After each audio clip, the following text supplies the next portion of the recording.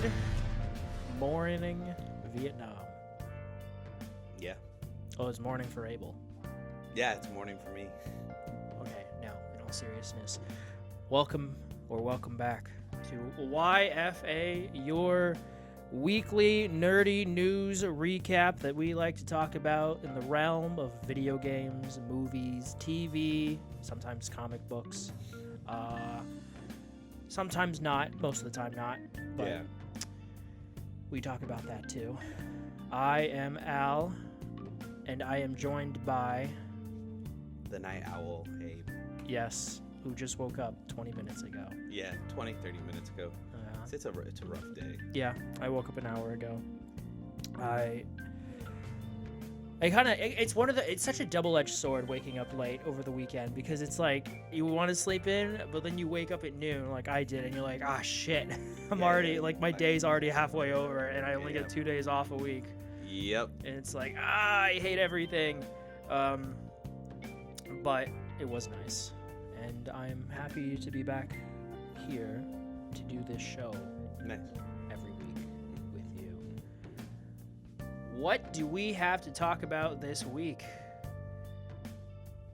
Some stuff. A lot, actually. Yeah, a decent amount. Yeah, we have about we have a lot to talk about this week. Well, how was your week? I should ask. My week. It's been pretty good. It's been pretty good. I would say, it's been, what do you call it? Decent. Yeah. This new work schedule is kind of killing me. Mm-hmm. Killing me softly. I'm just kidding. Yeah. With his words killing me softly. That's a good song. It's really good. But no, it's, dude. Okay, so context. They asked me like last minute to switch my schedule to do this, to go. To be the night owl. Yeah, to be The Batman. The Batman. Well, But without any of the cool stuff. Yeah, without. Whoa, that was loud. Oh, yep. Sorry. I was just readjusting the audio because it was a little quiet. So sorry, any folks who are listening. But no. So, like, for me, they asked me like very last minute, the week it was starting. It's like this thing that a lot of Home Depots do. It's called like just overnight. It's overnight inventory. You just tag, count everything that's in the shelving. And you do it for like 10 hours straight. Not straight, but you have a lunch and then you have a couple breaks. It's gross. It's disgusting. Nah, it's not that bad. It's disgusting. But basically, they told me the Monday of the week it was starting, like the week before Halloween, and they were like, hey, we don't got a lot of people. Because I already signed up for it, and they were like, yeah, sorry, we can't bring you in. I'm like, oh, okay, it's fine. And the week it starts, they're like, hey, we don't have enough people. Care to join? I was like, sure. Oh, that's me. Sorry about that, folks. Remember, turn off your phones during a podcast. Anyways,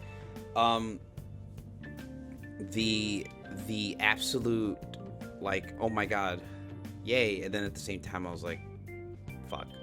Yeah. Why? Yeah.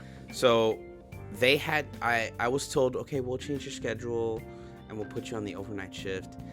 Just come in and clock in on time and blah blah blah, and you'll be fine. I'm like, okay, cool. Like for the past like 2-3 weeks, I've been like stressing out because they hadn't changed my schedule, so I was quote unquote mispunching for like close to 2 weeks. And I had to bother them like every time I went in to like, hey, can someone fix this? Yeah. Because first of all, like I get their frustration of like I'm walking up to them every fucking start of the shift, like walking here every day, and they're like, oh, here's Abel again asking about it. Here's this weirdo. Yeah, right.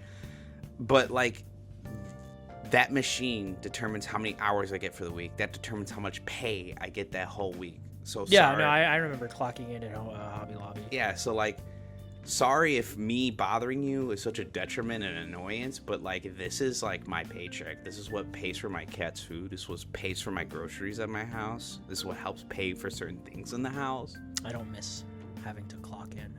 I just show up whenever. Well, not whenever, but I kind of just leave semi whenever. Yeah, I know you and do. show up. Not okay. I say that like I'm like, oh, I just like I show up for an hour and then I leave. If only. No, Yeah. but like yesterday at work, I showed up at 9. But that's only because I went out of my way to get donuts, because I do that every Friday. Because I'm like, hey, we made it to Friday. Here's some Krispy Kreme, not Dunkin'. Dunkin' sucks ass. Krispy Kreme, expensive, but really good. But and I left at like 4:30. But no, yeah, I felt like this whole like past 2 weeks like a jackass because I kept walking up to the same fucking managers over and over again, like, hey guys. They're like, oh look, it's Mr. Jackass again, wanting to Dude, get paid properly. How dare he? Yeah, because they gave fucking looks to me every time I asked them, and I'm like, dude. And dude, even the fucking store manager, she's very nice. Context, my managers are super nice, but recently they've been kind of like giving me faces every time I ask them to fix them. I'm like, are you sure? Or are you just imagining that they're giving you faces? no, I'm not even joking. Take a picture next time and send it to Oh me. yeah, like, this is the face they're making. It's just like, you're just like freeze. Like the click remote. You just freeze. Oh yeah, freeze. Oh, I wish that was real. But no, yeah, like I've been dealing with that stress like overnight. Easy. It's actually not that bad. It's just literally the stress. Because you don't have to deal with customers. Yeah, but the stress of fucking managers not fixing my schedule was a bit annoying and a bit stressful because, like I said, that's my paychecks. That's my money for staying alive. Yeah, and things might get a bit more expensive soon. Yeah. Thanks to a certain someone. Yeah. Who will be back in office next year. He who shall not be named. Dude, fucking. Yeah, I was reading an article about that because of his tariffs. Yeah. Video game shit might go up. Mm-hmm. Oh my god, I hate this country so much. I don't mean to get political. I hate everyone in this. I hate the Democrats. I hate the Republicans. You know what? I hate everyone in this country, unironically, except Donald Trump. I don't hate Donald Trump. I'm so used to him at this point. I have accepted that he's going to be in my life to a degree until I'm 31, and I've accepted it. I hate everyone except him. I hate everyone. This country, this is like Idiocracy 2.0. It really is. At least in Idiocracy, they had Terry Crews as president. You know, like I wish we had Terry Crews as president. That'd be such an upgrade. You know what's so fucking hilarious is that there was a story of a lady's husband. Like I'm sorry to get political, but it's not even political. It's just a story. Her husband, who works at like a company factory area, like it's not assembly line, but it's like this company. Yeah. He clocks in. He's like very blue collar, right? Sure. And he voted for Trump because of the tariffs. Because in their mind, they're like, oh, if shit gets expensive over there, they're gonna bring jobs back here. No. Like, no, that's not how that works. What's gonna happen is, basically, their boss like kind of called them all together and we're like, okay guys, sorry to tell you the bad news, no Christmas bonus checks this year because I have to prepare buying extra stock at a lower price right now before the new tariffs that Trump has proposed goes through. And they're like, what do you mean? That's not how the tariffs works. Leopard eats my face, dude. And the boss literally had to stop the meeting and go like, do you guys understand what a tariff is? And they explained what they thought a tariff was. They're like, no. And he's like, no. So he stopped, pull up a whiteboard and drew out what a tariff does. Yeah. And then they were like, oh, we voted for this. Oh no, we're fucking. Oh my god, yeah, that's hilarious. You know what? We deserve it. As a country, we deserve it. Whatever shit happens, if we fall into theocracy, fucking fascism, I don't care. Everything gets expensive. I don't give a shit anymore. I'm not even gonna be mad. I'm not gonna be like. I'm numb to it. I was like, because I got high that night, and I'll get to it later. I got high that night, and then I was really numb Wednesday because I woke up and I checked the results, and he had won Pennsylvania, and it was over by then. But I was just numb to it. I'm like, all right, good job. You know, he played it well. He did a lazy campaign like I would have, and he won. Like I would have. Yeah, he pretty much did. You're right. Like I would have done a lazy campaign like him, and he won. So I can't even be mad at the guy because he knows how to play his base, and the base, they eat it up. It's beyond that though. Beyond it just being Trump, it's every in power There's a word for it, but I'm stupid and I can't think of it right I now. can't think of it. In-power government this year lost power, and this hasn't happened since like 1915 because of the economy, because of the ramifications of COVID. So like everyone lost, not just because Harris is an extension of the Biden administration. I blame Biden. At the end of the day, I blame Biden more than I blame anyone else. Why? I don't blame because he should have fucking stepped down sooner. Yeah, sooner in the campaign. No, he should have this should have been a thing he announced last year at the latest. Like, I'm not running for re-election. I'm old. I'm not gonna. He would have lost if he had stayed in. He would have lost worse than she did.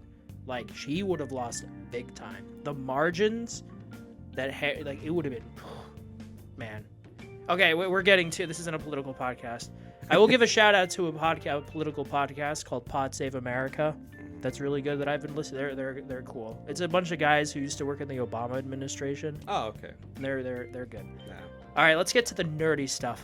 Yeah, Jesus. That will we live in a country right now. We live in that. We live in a society. We live in a society right now, so we had to vent a little bit. It's on everyone's mind.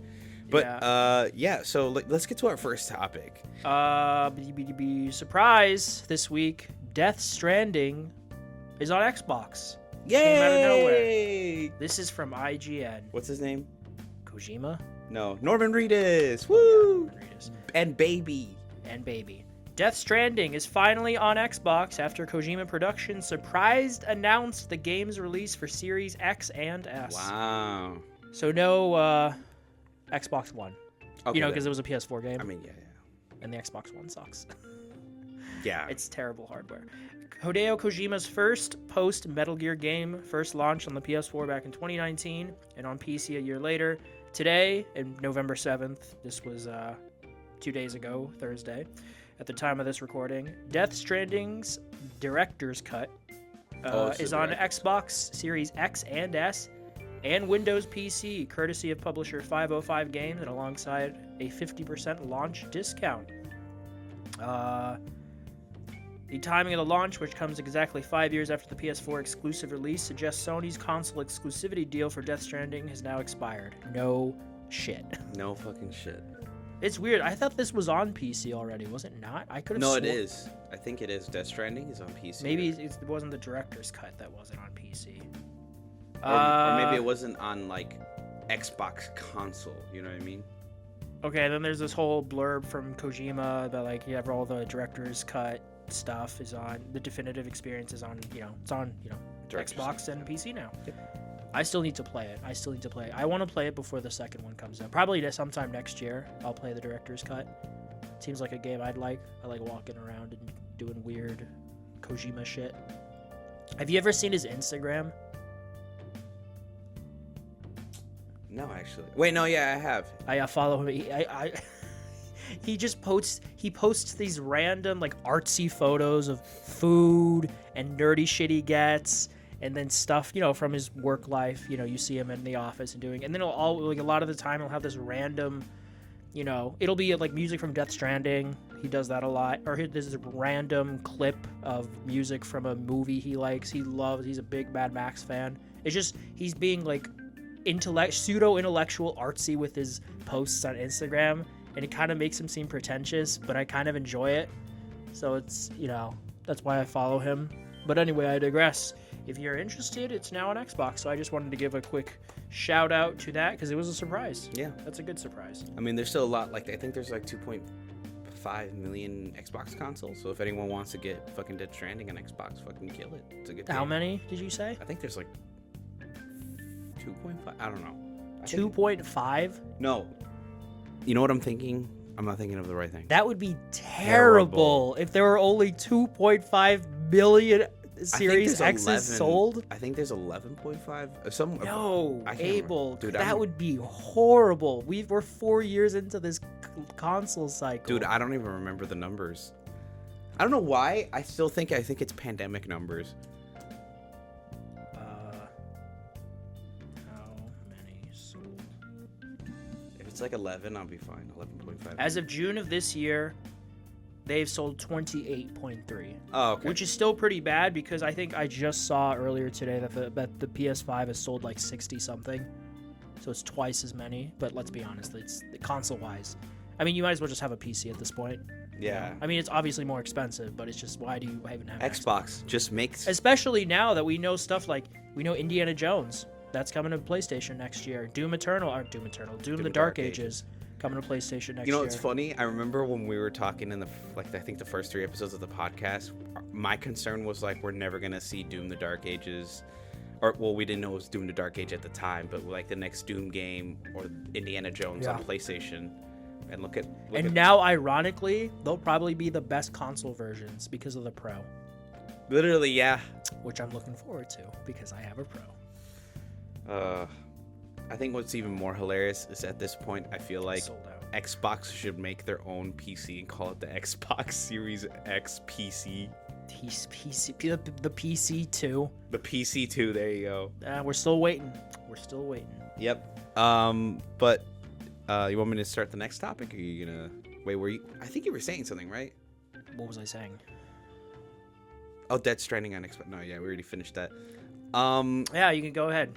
Next topic, because it was tweeted out, but Warner Brothers' main focus on releasing entertainment, aka video games, is Batman, Mortal Kombat, Hogwarts Legacy. Those are their 3. You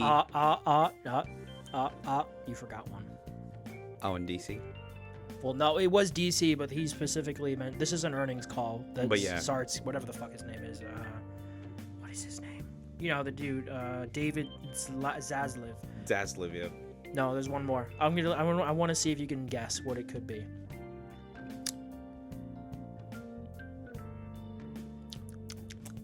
Okay, hold on. So it's Batman, which technically, when he said Batman, he means like DC. Well, he said DC in particular Batman. In particular Batman. Yeah. And then I want a good Batman game again.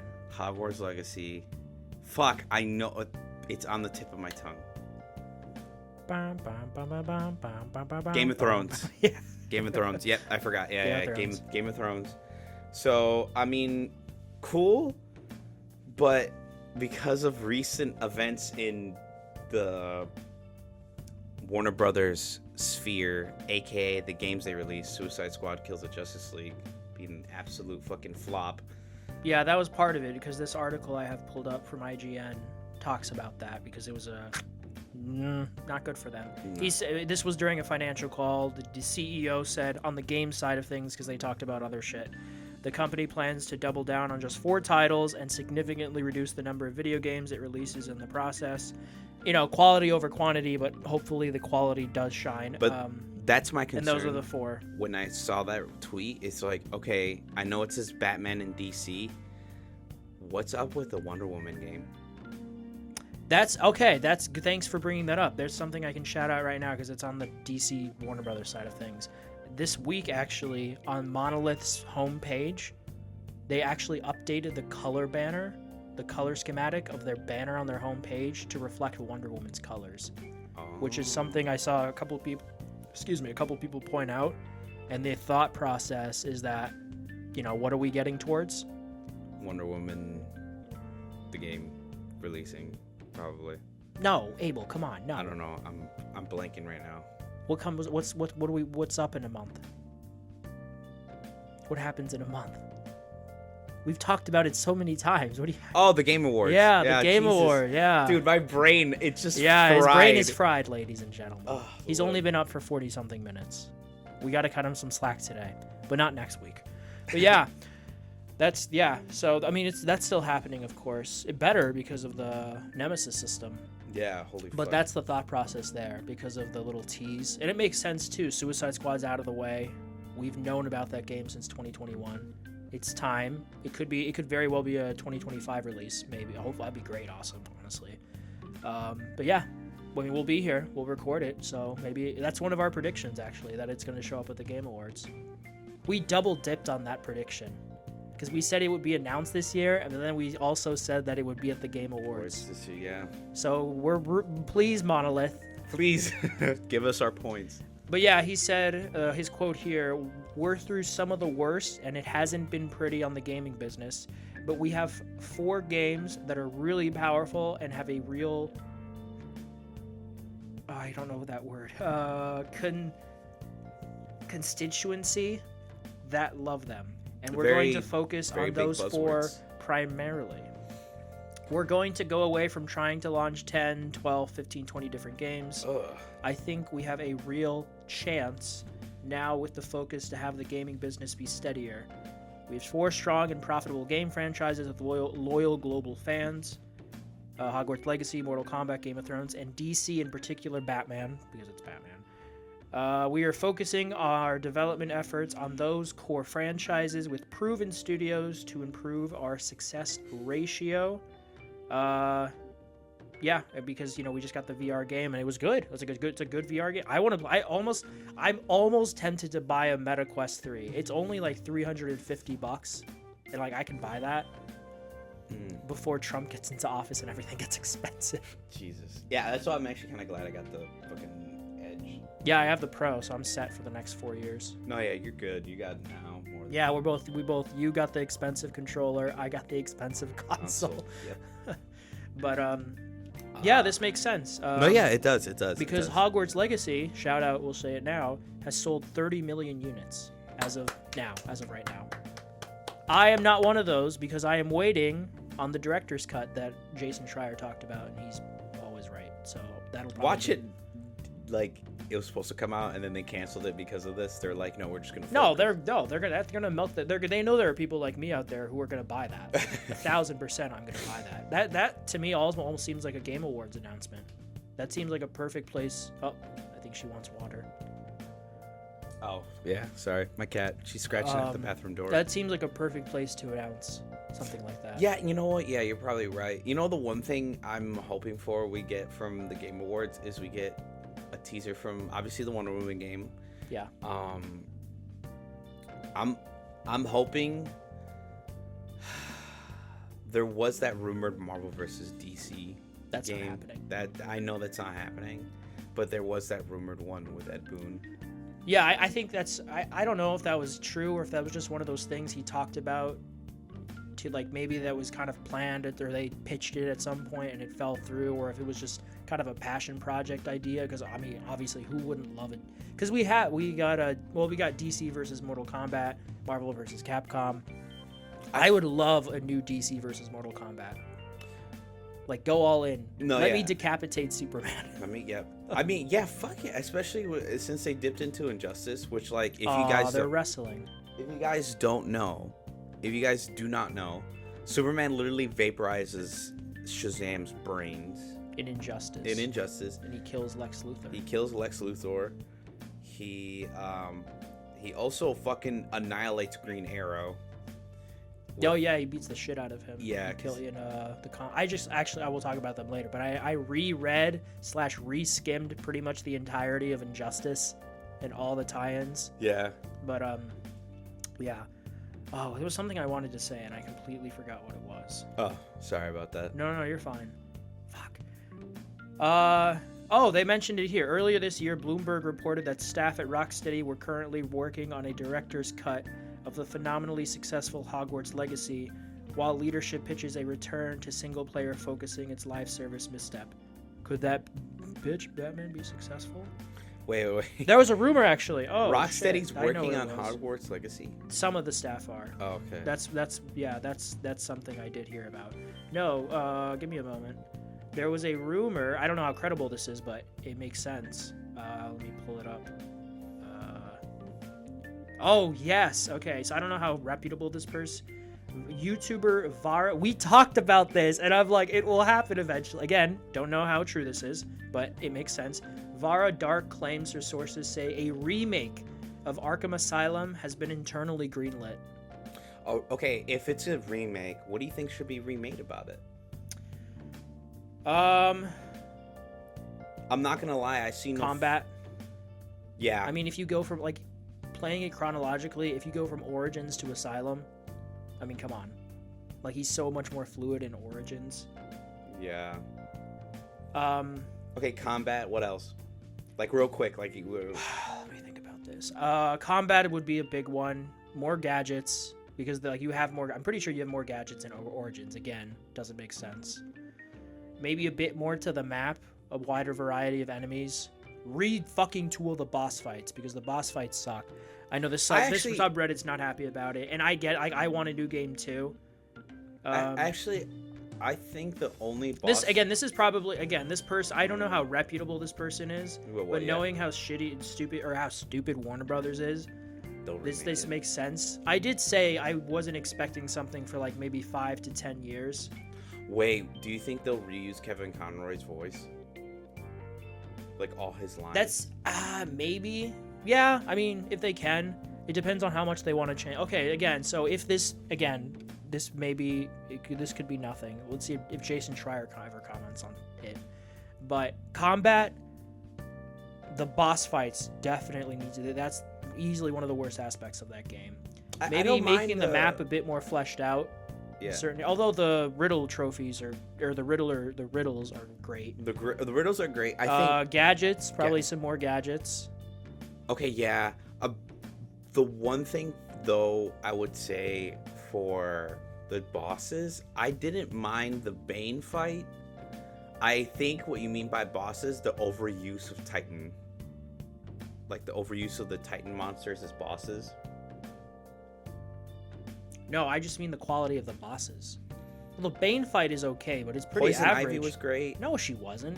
I kind of liked it. None of them were great. You're gonna tell me the Joker one was okay, the good? Joker one was not great. I'll give you that one. The Ivy one, I think, is the worst of... not the worst, the best of the bunch, but it's still not good. If I had to rate it, I'd give it like a 5 out of 10. Okay. Because it's just, it's the same. You keep throwing your batarang and dodging and fighting, and then you wait for her and you do the... Yeah, it's just they're repetitive. City easily has the best boss fights. City has the best boss fight. I think Night has some decent boss fights. I like the one in the theater. What you talking about, Willis? No, the Night? one. Yeah, Night has no boss fights. Well, I mean the ones with the 3 Jokers. That one, those were pretty. Like they were interesting fights. What 3 Jokers? Remember, the boxer, the show host. And then the news lady. Oh, I don't really consider those boss fights. That's a great part. That is a great sequence, but I've never considered those a boss fight. I mean, you fight the boxer dude in an arena with Robin, so that's why I consider. That's kind of all right. I'll give you that. And then that one is the charisma one reminds me of like the Johnny Charisma. That was good when you were sneaking around. Yeah, and it reminds me of what do you call it? Scarecrow parts because like it was like a fixed camera and everything. Like that's what it reminds me of. The what do you call it? The other stealth section with the reporter lady, mid. I mean, the only caveat was that she had like minigun guys as like stealth people, so you had to like take care of them last or whatever. But like I said, I kind of liked. The reason why I say Arkham Knight is because the boxer fight. Where you're like beating because he's like a boxer, you gotta really fucking beat him down. He's a big guy. He's a big dude, and he's jokered up. Yeah, and seeing that, I'm like, that's what they could do with the Bane fight, where Batman like rips one of the tubes off and he just starts beating the shit out of Bane so that it can slow him down. Again, this comes from someone who's not maybe not be that reputable. Again, I just wanted to bring it up because knowing Warner Brothers' track record, this seems like something safe that they would internally greenlight. And it was 2009. It's been, 15 years? I mean, when did Dead Space come out? What was that, 2007? Yeah. No. Assassin's Creed was 2007. 2008. No, I don't think so. I think... Well, I know... Let's look it up. Because we have the big, beautiful internet that is ruining society. Yeah. You know what? It's funny you say that. I feel like the thing they might... it pulls up the... The remake? The remake. Yeah, that's how good it is. Dead Space 2 was 2011. So Dead Space 1 was... Must have been like 2008 or 9. Oh, but what I was going to say, I feel like the only thing they'll probably remake in fucking Asylum is probably Harley Quinn's outfit and Poison Ivy's outfit as well. Oh my god, stop giving me the fucking remake. Just say Dead Space 1 instead of saying just... Yeah, that's what I did. 2008. Yep, 2008. So, I mean, it's like, it doesn't need a remake. I mean, people were pretty happy with the Dead Space remake that came out. Well, people at first were like, oh, why do we need a Dead Space remake? It's like still good. And then people realize, oh shit, this game's like really old. Yeah. I mean, people want an Assassin's Creed remake. Again, this is something that I wouldn't think about for another maybe 5-ish years, or especially because we did get those remasters not too long ago. Mm-hmm. Was that like 6 years ago now? Jesus. But yeah, okay. So I mean, we'll have to wait and see what happens there. But this makes sense for them. These are all profitable. We see that Game of Thrones is still a very lucrative IP. We're getting a movie. Did you see that? We're getting a Game of Thrones movie, probably, maybe. What? So, why? Yeah. Because that. No. Like, what else is there to tell? Like, well, there's still other stuff. I mean, you could do the. Oh my God, what's his name? Robert Baratheon's Rebellion. I think would make for a really good movie. Yeah. I agree. But. Yeah, we'll see. Okay, yeah, we'll see. The next thing, I wanted to bring it up into the bigger... stratosphere. Well, the bigger earnings, the Sony earnings call. But I wanted to shout out Astrobot. First, because, as of now, this comes from IGN. It has been... Wow, has it really been 2 months already? Yeah, I guess it has. Jesus Christ. It has sold 1.5 million units in 2 months, which is cool. Yeah. Oh, but holy shit, it has been 2 months. September 6th. That's crazy. They're not, it's not up there with some of the big hitters. Helldivers 2 remains the fastest selling PlayStation Studios game of all time, with 12 million units sold in 12 weeks. Let's go. But yeah, it's I think for what it is for a platformer, it's doing very well. And I hope Sony's happy enough with these numbers that we do get a follow-up, because Astrobot 2. Yeah, pretty much, because I fucking love this game. But what other IPs could they show off? I feel like Astrobot 1 really showed off a lot of the IPs. Well, you could do a big part of it is worlds. Because there are 5 galaxies that you explore, and at the end of each one, you have a themed world. Mm-hmm. And we talked about this when I talked about my impressions of the game, but yeah, it was God of War, Uncharted, Horizon, Ape Escape, and then this other one that I cannot remember for the life of me. It was an older IP, so you could easily do Bloodborne. Yes. Fucking Persona, Last of Us, Final Fantasy. If Square can cough up the change. Yeah. Or I guess Sony to cough up to Square Enix to let them use that. But there are other worlds they could do. And then, yeah, they do use a lot of characters. Just a quick side note. Yeah. Even the reason we got Sora, Cloud, and Sephiroth in fucking Smash Brothers is because Nintendo has a really, really silver tongue with Square Enix. Because Square Enix is so notorious for their copyright for their characters. Oh yeah, being 1000%. Like, they're so stingy with them, which is so weird. Because this even started before Final Fantasy exploded. Like, it was at the very beginning. They're very particular with their copyright. It's insane. Yeah. But anyways, continue. Yeah, no, you're absolutely right. So there is more that we could do there, but I'm very happy. Maybe we'll get like a fully fledged DLC sometime next year. Hopefully. But I wanted to tie this into Sony's gaming profits. They talked about movies too, like with Warner Brothers, but I don't care as much about the movie earnings, because that's just, to me, it's not as interesting. And people who listen to this probably don't care as much. Damn. But gaming wise, Sony's profit rose 69%. Nice. In July-September from a year earlier, on the back of a strong sales of its image sensors, games, music, and network services. Okay, so I take it back. This is everything. Quarterly profit was $2.2 billion, up from the whatever it was last year. Sales also held up in its gaming division.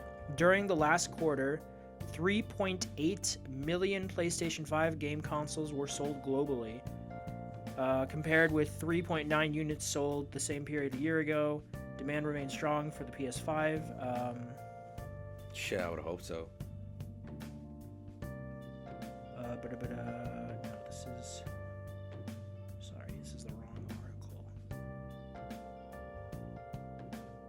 Okay, here we go. Thank you, gamesindustries.biz. So yes, this is, I think I'd mentioned it before, that the PS5 has passed 65 million units shipped, which I guess I've contributed to twice now, because I bought the PS5, but then I sold it, and then I bought the Pro. I was like, he's doing his part. Next week, I will give my impressions about the Pro. I have not. I'm gonna play. I'm gonna play Black Ops, Alan Wake 2, and then maybe Final Fantasy 7. But definitely the first 2 games, and I'll give my impressions because those games have Pro patches. But yes.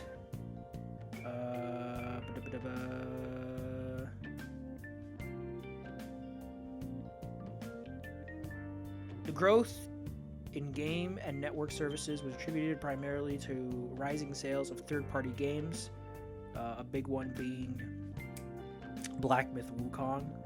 They kind of canceled out the missteps with Concord.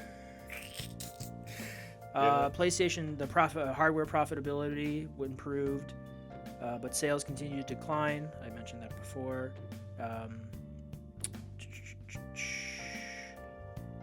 Astrobot, mentioned that. The company... Oh, here's a little tidbit. Ghost of Tsushima's lifetime shipments figure is now at 13 million for both PC and PS5. So nice. Good. I mean, ultimately, we just want it good enough to where they're happy with it and they get a sequel. We're getting a sequel, so good beans. Cool beans, actually. Cool beans. Monthly active users on PlayStation Plus for Q2 came in at 116 million.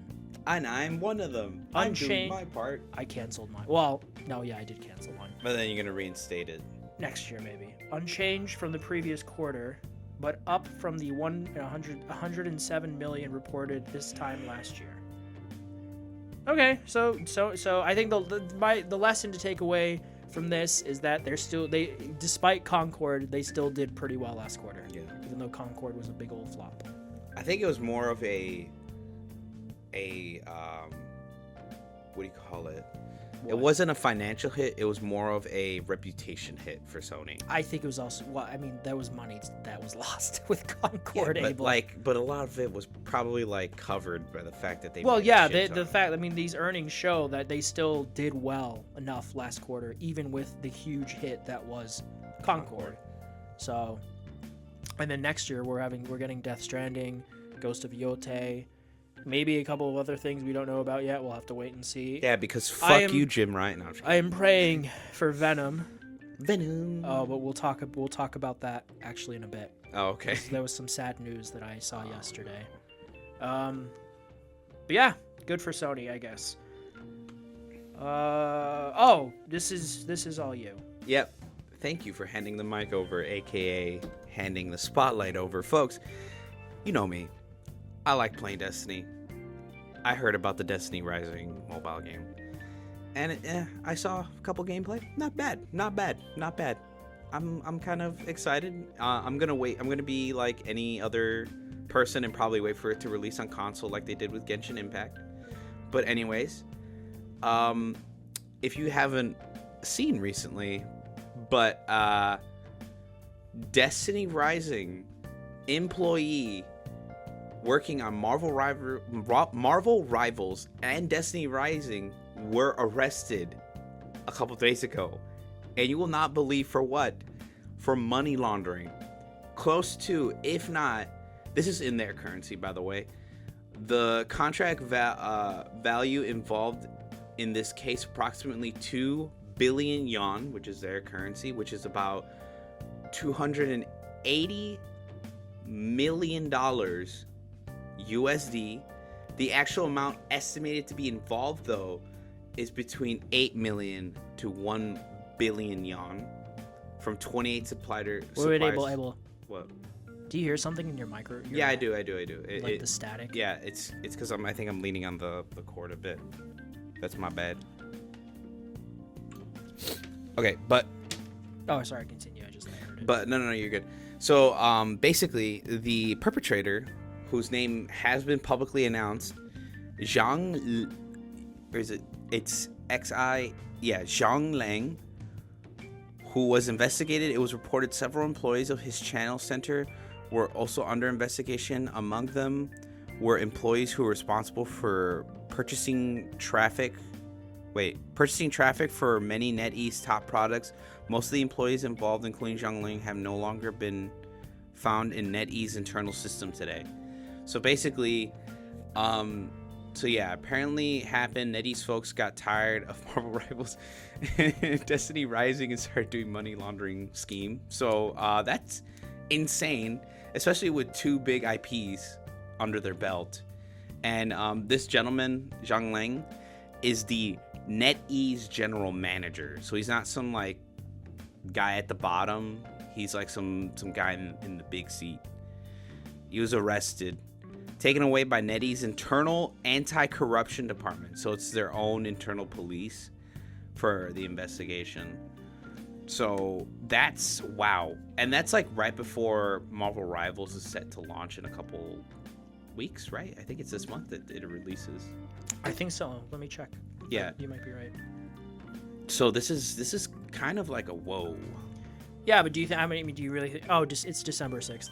Oh, okay, so in a month from It'll now. probably get a shout out at the Game Awards. Possibly, yeah. But like, yeah, I was like, whoa. I mean, do you think this will really affect anything in the long run, or is it just a matter of these employees I think it will getting the boot and I think this will affect arrested?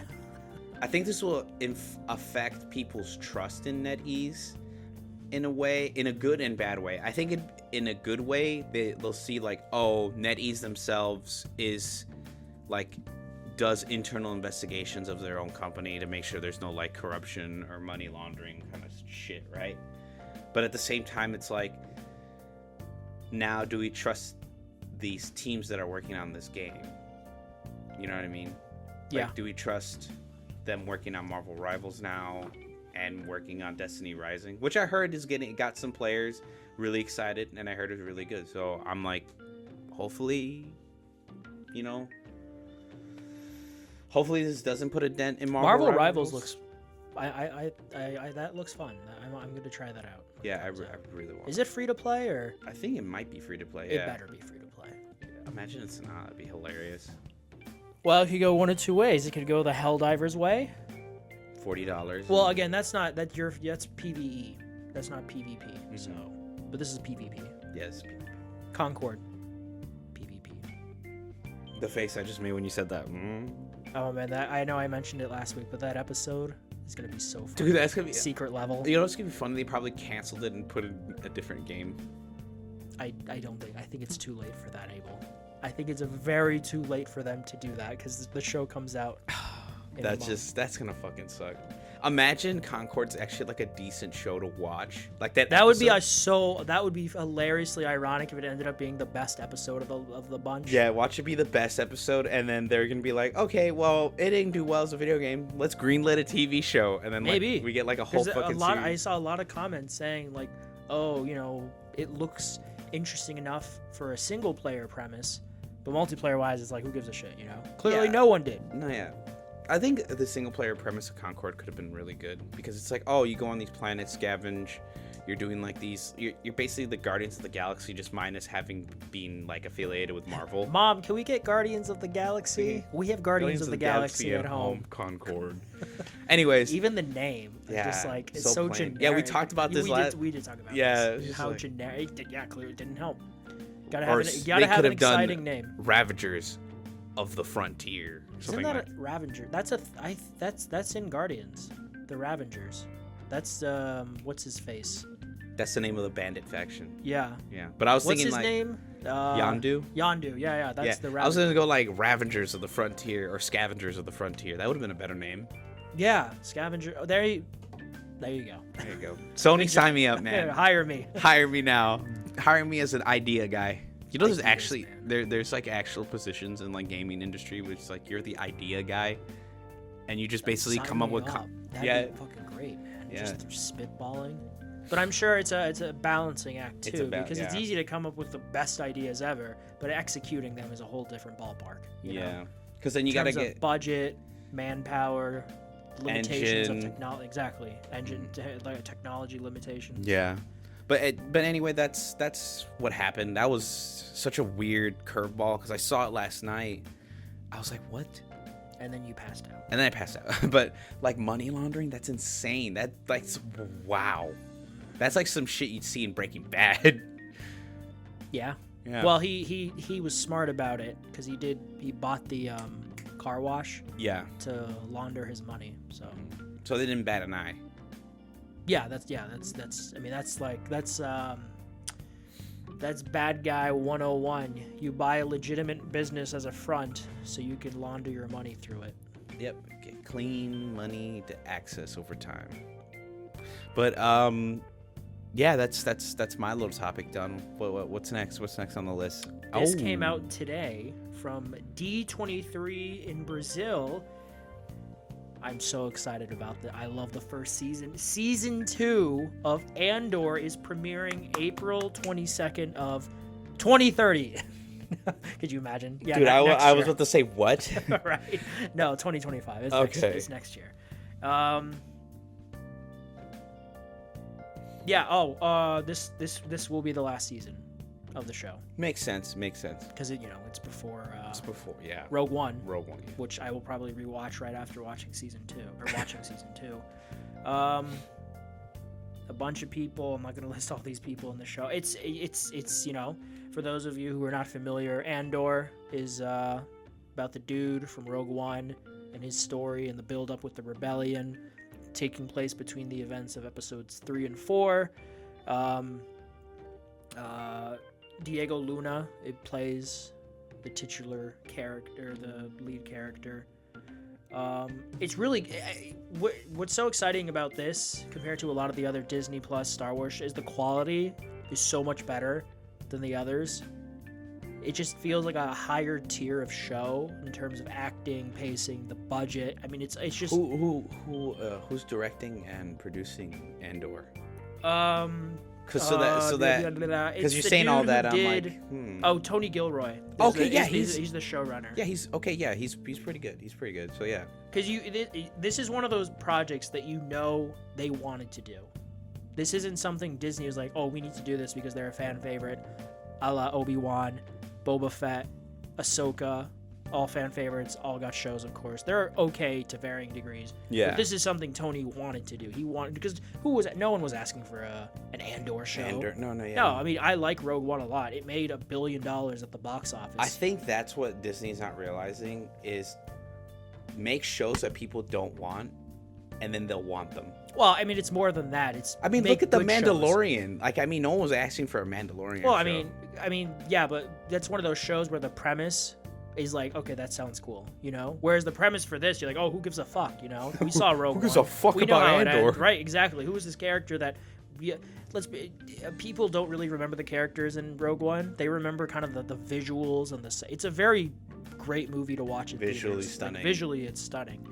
We were this Penguin. Who asked for a Penguin show, and now it's really fucking good. You know what's funny? You say that like the visuals were like we were this close to perfection. Mm-hmm.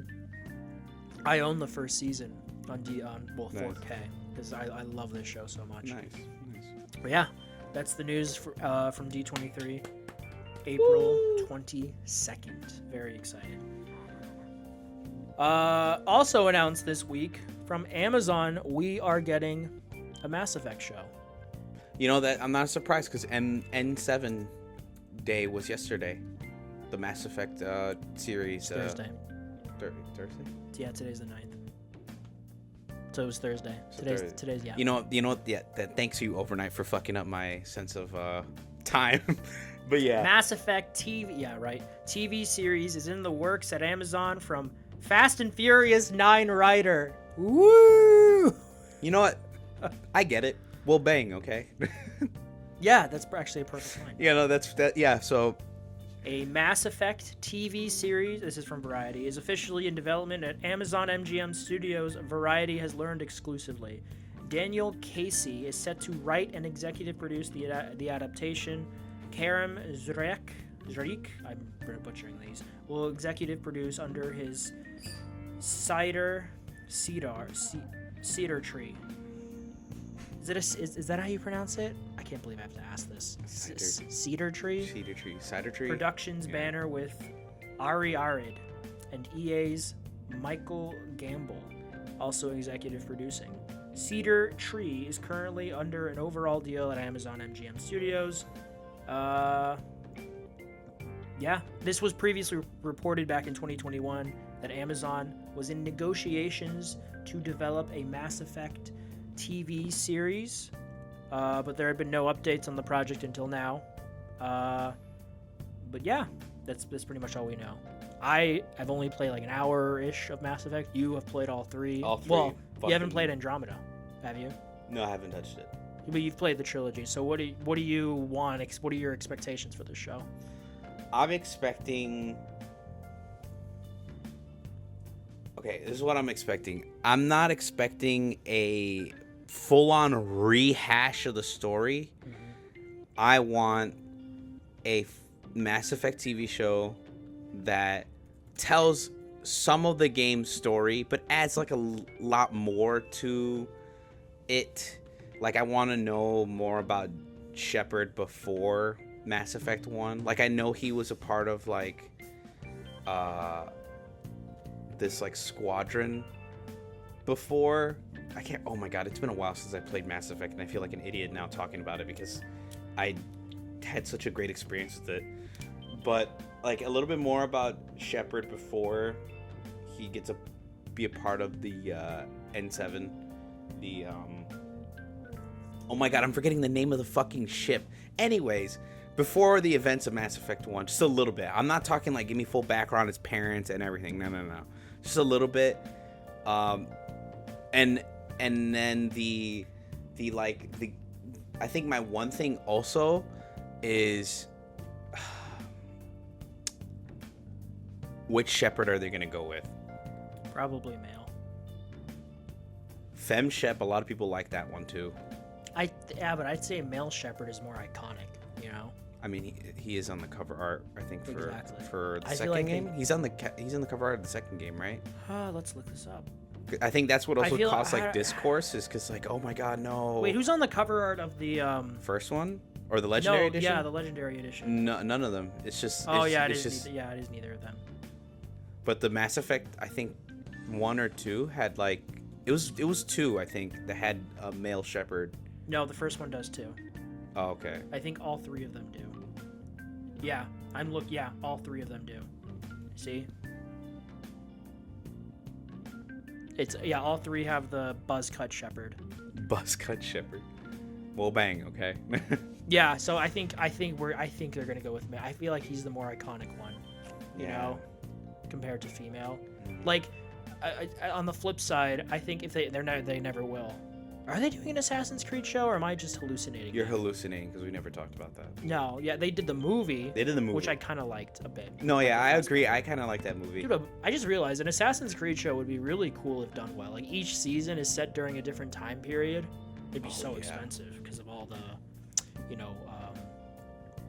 CGI. Not the CGI, the period piece. That period pieces cost a lot because you have to get all the sets and the production and the costumes. Yeah. But it'd be really cool if done well. But, shit, well, I was trying to make a point with this. Yeah, I was like, where are you going with this, man? Oh my god, I completely... Okay, buzz cut Shepard. Oh, yes, I know. Right. On the flip side, if they were to do an Assassin's Creed show, and if they ever did the story of Odyssey, where you can play as either Cassandra or Alexios, I think they'd pick Cassandra. No, yeah, I think in that they'll pick Cassandra. That's what. And I think they pick male Eivor for Valhalla because he's on the cover art. Oh yeah. I think he's the more iconic one. Mm-hmm. That's who I play. I played as Cassandra in Odyssey. I played as male Eivor in Valhalla. Yeah. You know what's weird?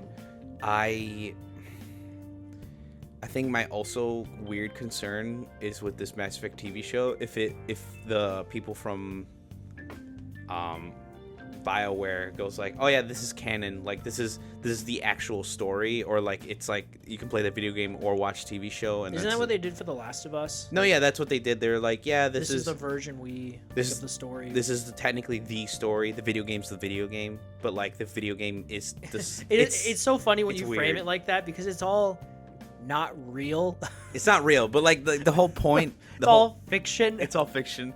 The whole point of what I think Neil Druckmann in that sense was trying to say is like, if you want to find the story that comes out next year too. The next season 2, like the definitive story of The Last of Us, you can play the game or watch the TV show. Both are two different experiences, but tell the same story. And I think with Mass Effect, my concern is are they going to make certain relationships canon, like certain endings canon? Maybe. Or and like all that. And then there's also that concern of like, are we going to give back some of the voice actors who played their characters to like play the aliens? Because one, are they going to do CGI? Or are they going to do practical effects? In my case, I feel like they should do CGI for some of these characters. If that's just probably me. Because I know Turians are like super tall, and then sure. the fucking we do costumes. I mean, Star Wars did costumes. Yeah, but the rhino dudes, the big like the Krogans. There you go, Krogans. He was voiced by John Goodman. I didn't know that. Was he? Yeah. No way. Yeah, the big dude, the guy. I know Martin Sheen is in Mass Effect. The guy who Martin Sheen, but John Goodman. Yeah, John Goodman, the guy who voices Sully from fucking Monsters Inc. I know who John. No, I was trying to like, I was trying to tell it for myself because my brain was like, "Who the fuck's John Goodman?" I'm like, "How do you remember that name?" I'm like, "What?" I'm like, "No, he's the guy." He's been in a lot of stuff over the years. No, yeah, he did. Yeah, he voices. He voices Rex, the Krogan in the first game. Well, first game, and then on if you do the right things. If you don't, he won't show up at all in the next few games. He dead. He big dead. But anyways, yeah. So okay, cool. I'm kind of excited to see Mass Effect TV show. I'm kind of excited. I mean, I'll probably tune in and watch it next to Invincible and Secret Level. Which reminds me, I need to catch up with Invincible. I think I'm going to this. Hold it. Damn it, Arcane starts this weekend. Yeah, that's what I was That's the reason I got Netflix again, was so I could watch Arcane season 2. Yeah. And I've heard it's amazing. Because of course it is. The first season is fucking... I need to buy the first season. Remind me. I'm going to buy it today. I'm going to buy it during this show. I'm going to buy season 1. I love that show so much. All right, what else? Oh, this will go nowhere, but we're going to talk about it anyway. Because Disney loves to announce Star Wars projects and that never go anywhere. We're adding to that list probably. Where's my Lando TV show? It's never happening. Star Wars trilogy deal. This is from Deadline. Lucasfilm taps Simon Kinberg to write and produce. Lucasfilm has closed a deal with Simon Kinberg to develop a trilogy of Star Wars films. Kinberg will write the trio and produce them with Lucasfilm chief Kathleen Kennedy. I heard this will comprise episodes 10 through 12 of the Skywalker saga that begins with the first movie and then ends with episode 9. Insiders disputed my intel that Kinberg will continue that storyline, saying this instead will begin a new saga and sit alongside other Star Wars projects from James Mangold, all those other people that are going nowhere right now. Kinberg previously worked with Lucasfilm in co-creating with Dave Filoni and Carrie Beck the Emmy-nominated animated series Star Wars Rebels, which is really good. Like, it starts off a bit okay, but then by the end it really found its footing. It's a really good show. He was also a consultant on Star Wars Episode 7, The Force Awakens, which in hindsight I'd say is the best of the recent trilogy. If I had to pick episodes, I saw that like fucking 5 times in theaters. Man, the hype for that. Can we go like 2015, before Trump, can we go back to 2015? It seems like a simpler time. We got I've been getting we got lot Arkham of... Knight, we got The Witcher that year, we got Fallout 4 that year, yep. Metal Gear Solid 5. Can we go back to 2015? Mad Max Fury Road came out that year. Yeah. You know what's funny? You say that. I've been getting I've been getting a lot of Obamacare fucking videos all over my feed. of just Yeah. like Obama being absolutely iconic. I remember there's that fucking skit where it was Christmas. It was like it was a legitimate post on, I think, on the Washington's like YouTube channel. Sure. And he grabs a cookie and he's about to dip it into a cup and the cookie's too big and he just goes like this. Thanks, Obama. Thanks, Obama. Yeah, I've seen that. Dude, he's so fucking hilarious. Yeah, I think he's probably the funniest president we've ever had. You know what's funny? He's just the coolest. I think you know what's hilarious is that he's like 20 years younger than Trump right now. You know, and then I'm also getting that fucking I know we're going off topic, but I'm also getting like those feeds of like if Trump gets rid of the 22nd Amendment. I know I'm sure he wants to, but it's and then Obama. Yeah, I don't think he would because Michelle has said like no, she would divorce him if he ran a third time. Why? Because I'm sure. Have you seen before and after pictures of Obama in office? That shit aged him. I mean, it ages a lot of presidents, but it really. Well, I mean, he worked hard on his position. Of course. I mean, it doesn't help that, unfortunately, because this is the country we live in. As proof, with our recent election, is that he's a half black guy as president, and it's just some people are just not as accepting of that, unfortunately. Yeah. Even though he was very, he was a good president, not perfect, but he was a good president. There are things I would have changed about his presidency, but he's just as a person, he's the best. He's a great guy. Anyways, getting off topic. What were we talking about? He is this guy, Simon Kinberg. He's also been heavily involved in other franchises as writer and or producer. This includes a decade spent on the X-Men films and the Logan spin-off. Logan. He was a producer on the first 2 Deadpools. Good movies. Good, yeah. Really good movies. And was an executive producer on Deadpool and Wolverine. Produced The Martian. Good movie. And has scripted such films as Mr. and Mrs. Smith, which I like. And he co-wrote Sherlock Holmes. I love that movie. I love the one with Robert Downey Jr. and Jude Law. He also produced the Kenneth Branagh, Agatha Christie film trilogy, which I like those. He's French. Okay, yeah. So, yeah. I don't expect anything to come of this because Disney has an act for announcing these Star Wars projects that go absolutely nowhere. The Taika Waititi one, especially his recent track record has not been great. Probably not going anywhere. The James Mangold, he's doing his own shit. He's doing the biopic about Tyler Waititi. What? Taika Waititi. Yeah. Taika Waititi. What was he doing? The Star Wars thing. What? I don't know what, but it was something. Oh, I didn't even know. Exactly. Continue. Exactly. Yeah, that's what I'm saying. I'm like, the fuck. But shit. What else? Yeah, James Mangold's doing the biopic about oh my god, what's that guy's name? George Lucas. No, the musician. Frank Miller? I don't know. Frank Miller. I know. I'm just Frank Miller. I'm just kind of spitballing names. Johann Sebastian Bach. I can't believe I can't think of this right now. Well, you did Walk the Line, which was about Johnny Cash. Thank you.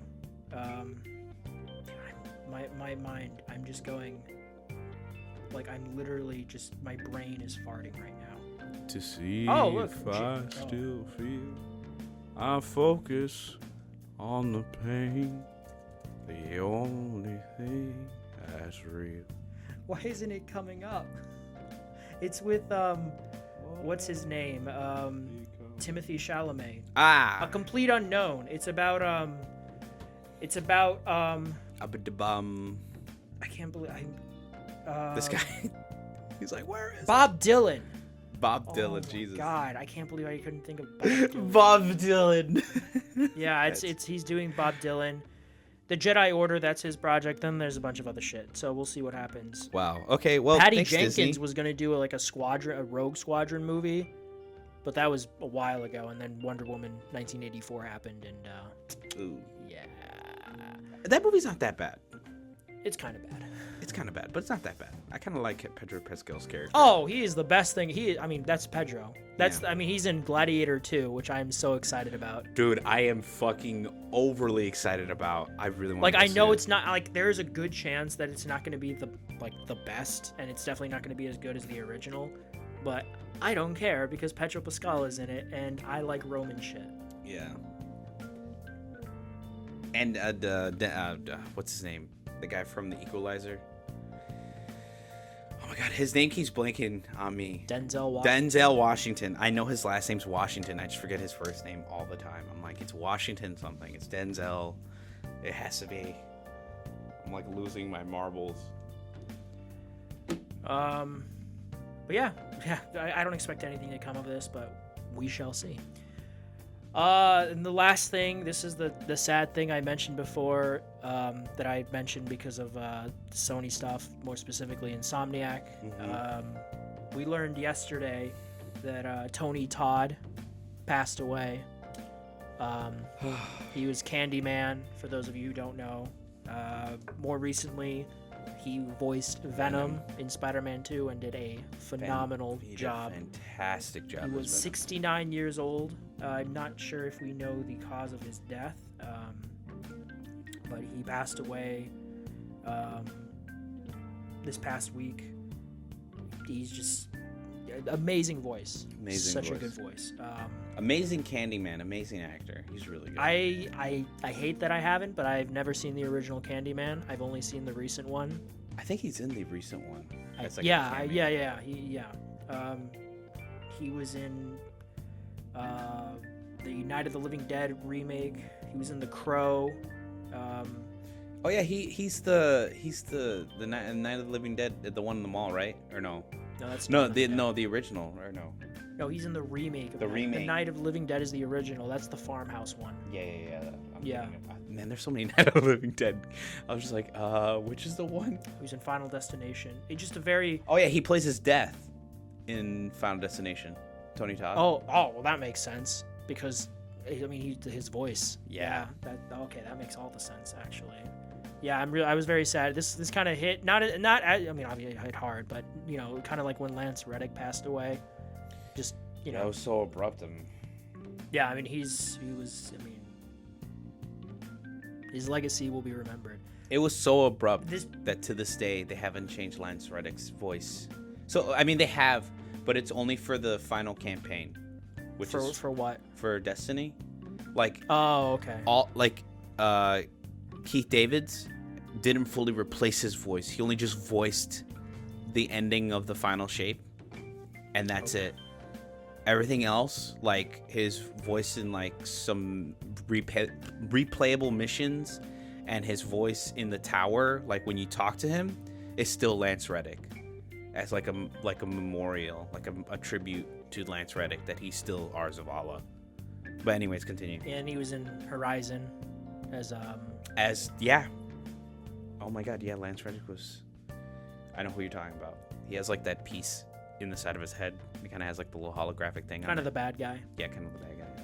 He will be missed. This makes me think about the supposed Venom game. Yeah. Like, is that real? Did he do anything for it? I mean, they can always get another voice actor, but I feel like it won't be. No, I mean, if that does exist, like the leak implied it did, but also the leak kind of talked about a Spider-Man 2 DLC, which we know is not happening now. Mm-hmm. But again, Venom just makes too much sense. Like it's so stupidly easy of an idea, and Venom's a popular character, and it would sell. You know, it's Venom, and people want to play more as Venom. Do you think it would be like Venom, or do you think it would be more like Agent Venom, like Harry, Harry is in a coma. Well, he's in a coma, but yeah. No, I think this is where they'd introduce Eddie, and you just play as Venom. Oh, do you think? If this game happens. I can't. The ending of 2, Venom is still inside of Harry, right? No, the ending actually, he's kind of. It almost seems like he's destroyed, but remember, there's the side mission with Carnage.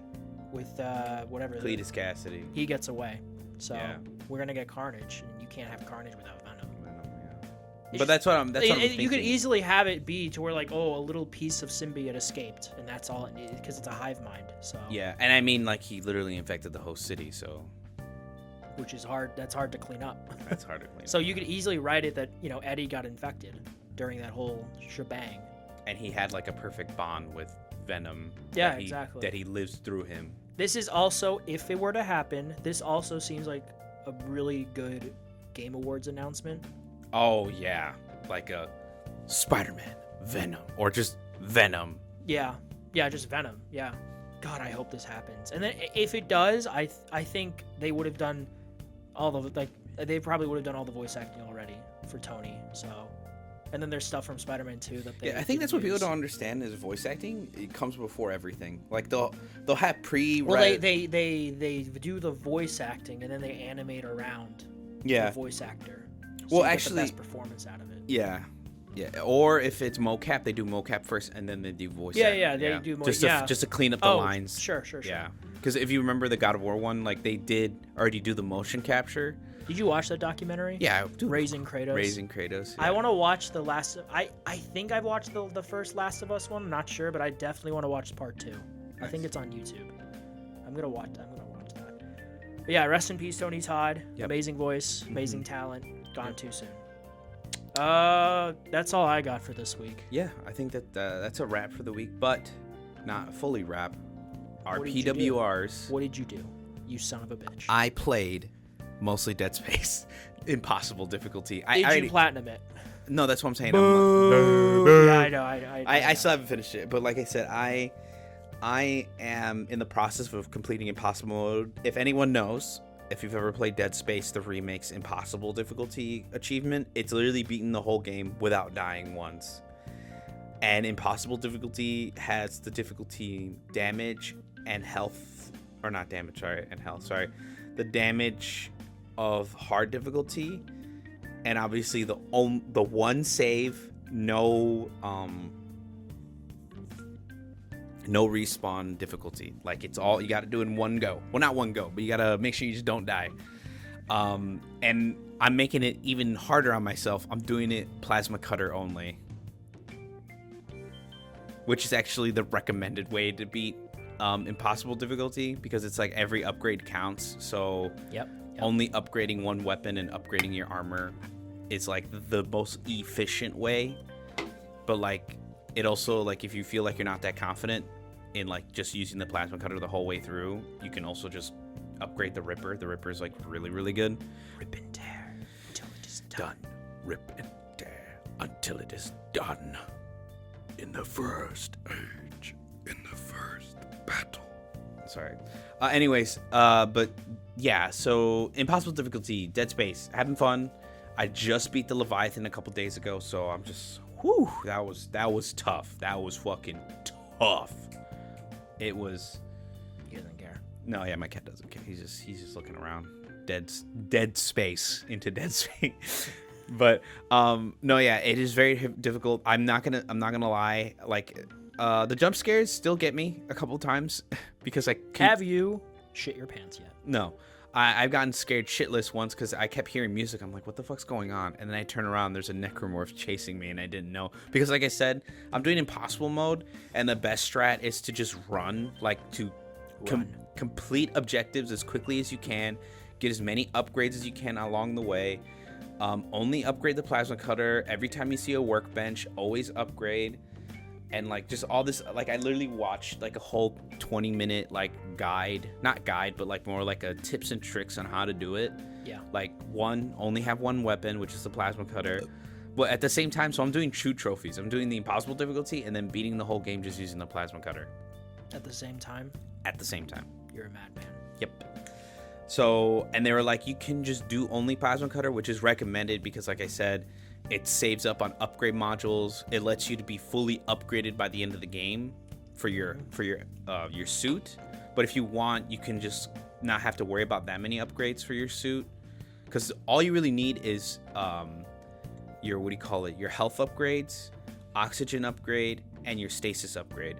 Which pretty much once you get past like the Leviathan, you should be practically have like the biggest amount of health and stasis.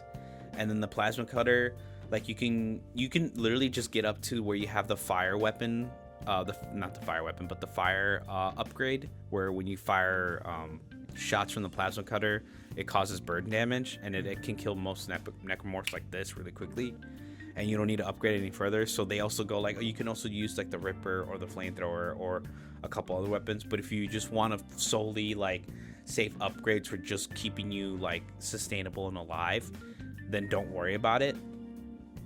But like I said, I'm doing plasma cutter only, impossible difficulty. I've had like 2 close calls. In the guide they call them skill checks. There's one right before you meet the Leviathan. Its tentacle comes to the wall and it grabs you, and you have to shoot it off before it drags you into the hole and kills you, because that's the run ender. So that, and then there's one like right after you kill all the Weezers, you know. I look just like butter. Yeah. Weezer.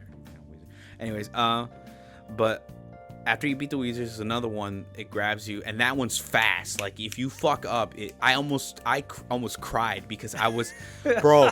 It dragged me, and I kept missing. I was just trying to picture you like holding your controller, crying, like, ooh. Dude, I was like, no, please. I just got through all of hydroponics. The Weezer the Weezers are very hard to. Well, it's not they're hard. It's the area they're in. There's just shit ton of fucking enemies. But anyways, yes. Like right before I was like, please, no, and I spam fired my last few bullets, and I was able to break it right before he dragged me in. I'm like, oh, thank God. And then there's like, it's funny. There's like one more skill check, like at the very end of the game. Spoiler alert for anyone who hasn't played the remake. But at the very end, like before the last level, a tentacle comes out and grabs you like right before, and you have to break it off, and it's one of the hardest ones in the skill check thing, because like if you fuck this up, that's it. You gotta restart. Game over, man. Game over. I mean, there is a cheese. I mean, this guide is like 2 years, or not 2 years. It's a year old, so I don't know if it still works. But you can like close application, like Alt F4 out of the remake, and just restart from like a save file. But that means you have to redo that final boss. Well, not the final boss, but the second to final boss, which is called the Hunter, again. Okay. But like I said, I've gotten past the Leviathan. I think the only dangerous areas left are engineering and the ship that crash lands into the Ishimura. Okay. That's the last, because the engineering room, the only danger is the vent area, which is where like a bunch of like fire heat blast comes out, and it one-shots you no matter what. And then, are you good?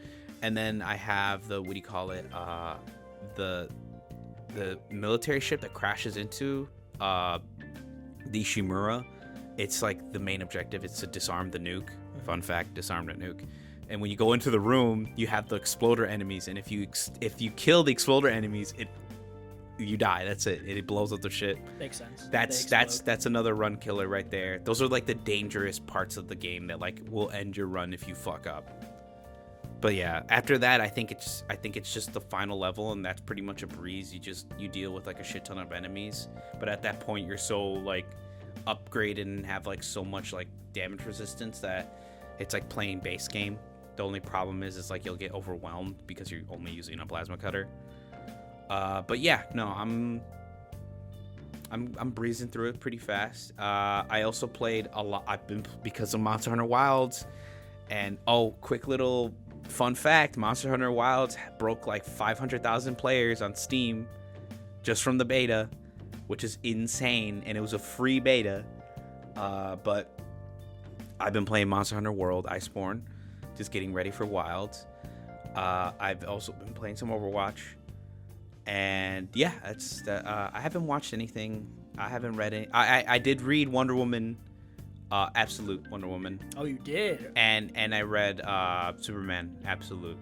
I also read Absolute Superman. Yeah, really I liked good. it. Really good. Yeah, I really like these new spins on the DC. I do too. Yeah, I feel like I'm open for anything. I'm open. Yeah, I'm open for an animated series. I'm open for shit if they want. James Gunn. Absolute Justice. James Gunn. Absolute. I'm Wonder Woman as your new Wonder Woman. Yeah, I think there are 3 more Absolute books to come out that I know of right now. Absolute Aquaman. Aquaman's my favorite. I do like Aquaman.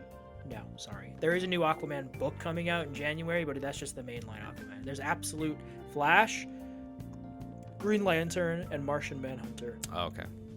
Which I'm excited about. But yeah, that's all I did. I still need to go get I want to buy Absolute Superman. Okay. Because I bought Wonder Woman and Batman. What about you? I set up my pro. I have not. I played like 5 minutes of He's got 5 minutes to play time. Astro's Playroom because I was waiting for Call of Duty to download because it takes forever. Black Ops 6? Yeah. Oh, nice. Yeah, I remember. Yeah, I bought it. So I'm gonna play that later. Well, I'm gonna go to the movies after this, but I'm gonna play that tonight. Did you buy the PS Plus bundles? For what? For Call of Duty. There's like some free skins. I just thought maybe you'd like it, so you can. No, I don't give a shit about skins. I want the campaign, and then I'm just gonna play multiplayer and zombies for the rest of the year. Play zombies for the rest of the year. Multiplayer is absolute dog water. That's what I'm hearing. I haven't heard that. I've heard the multiplayer. Well, the multiplayer is fun, but it's just the what do you call it? The like. It's a thing that's plagued the recent Call of Duties. It's the skill-based matchmaking. Like as soon as you start doing good, it ramps up in like sweaty fucking no life, no whatever. job having ass. Yeah, I'll die. Yeah, I'll die. It's okay. So yeah, all I played was like 5 minutes of Astro's Playroom. Love to see it.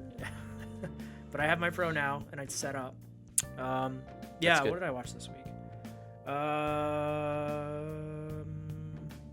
watched nothing. What Women Want, which is a silly rom-com from 2000 with Mel Gibson, where he has an accident and he learns that he can read women's minds and, Oh, yeah. I've seen that one, yeah. Yep. I watched The Substance Election Night, which was... that was loud. Jesus. The Substance. That was fun. Yeah, that was not... I was high for that, and that was not a good idea. Holy shit. That movie is something. It's so... I think it's worse than Terrifier 3, in a way. Gore-wise? It's not the amount of... Well, there is a lot of gore at a point. But it's how it's utilized, because there's a lot of close-ups. And the way it's very, like, detailed and visceral, and it just... Whereas with Terrifier, you get to the point you're like, okay, he's creatively killing people, and you see body parts, and it's like, eh. But something about how much this takes its time. There's a scene that I will spoil where she's sewing a back is being sewn up, and it takes fucking forever. And it's just all these close-ups, and it made me more uncomfortable than anything. And I was high for Terrifier 3 as well, and that's the worst Terrifier in terms of gore. But made people throw up in the theater. Yeah, people have weak stomachs. But yeah, there was something about this. And then the military hire us. The last 30 minutes of this movie, it was not a good idea to get high for this on election night. It was a terrible idea in hindsight. Because I thought election night was going to go a completely different way, and then it didn't. So, yeah, but it was a great movie. I didn't watch a lot of full feet. I only watched 3 movies this week. I watched 2 short films on YouTube. I watched something called The Box Assassin, which is a little animated. It's kind of... Oh, no, yeah, I showed you this. The Box Assassin. Yeah, you did. Yeah, I watched that. That was great. And then I watched a short film called Mama Agnes. It's about a skinwalker. It's like 2 minutes long. This girl's at home, she calls her mom, and then she thinks her mom is home. It's actually a skinwalker. Oh, Jesus. And the actress does a really good job with, like, she has such a good, unsettling smile. It's like something out of Smile. So that was cool. There's a sequel that I want to watch. And then last night I watched this Mark Wahlberg movie called Shooter.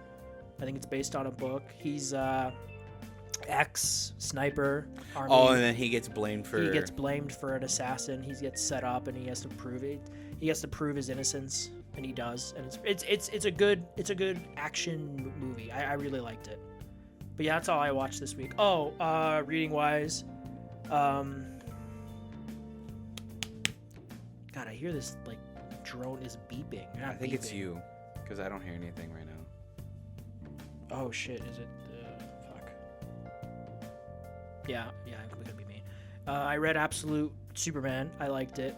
I read/reread. No, I reread pretty much all of Injustice because it's an easy reread. I swear there was something else I read this week, and I cannot remember for the life of me what it was. It was Oh man, what was 50 Shades of Grey. No, I'm just kidding. Yes, I read 50 Shades. You got me. Maybe I didn't. Man, I could have sworn. I mean, when I'm at work, I'm not gonna lie. I read comics. Oh yeah. Watch, someone's gonna listen. Dude, to you know this what's at work. funny? Yeah, Be like, I'm gonna get fired. Yeah, dude, you know what's so funny you say that? I shit you not, I went over for one of my overnights, and on the fucking table was Superman and the Aliens comic book. Oh, the crossover. The crossover. Yeah, That's dude, I was like, wow. what? Because there's an Avengers one happening right now. Really? An Avengers Aliens crossover. No. I mean, I expected after the movie that came out, Romulus. Yeah. Yeah, and yeah, we're getting another. Did we talk about that? No, I don't think we did. No, because we didn't have a show because someone wanted to go to the movies and see Venom. Of all things. Venom. Yeah, that was that week. Yeah, we're getting Alien, Romulus. Yeah, it was Alien, Romulus, Spider-Man 4, the Marvel schedule, Squadron 42. Oh, and then the Ubisoft team getting laid off for Prince of Persia, which is very unfortunate. Very especially if it gets nominated next week. I think we'll know the nominations this week. Yeah, we will. We probably will. So we'll probably talk about that next weekend. Mm-hmm. Well, yeah, that's all I did. That's a wrap on this week's episode of YFA. Thank you for tuning in. Thank you all. Leave a like, comment, subscribe. Let us know of anything if you want us to talk about certain things. Nothing political. No one will. We only talked about it this week because we wanted a vent, and then after that, it's pretty much it. We'll all die. We'll all die. See you guys next week. Yep. Thanks, guys. Bye.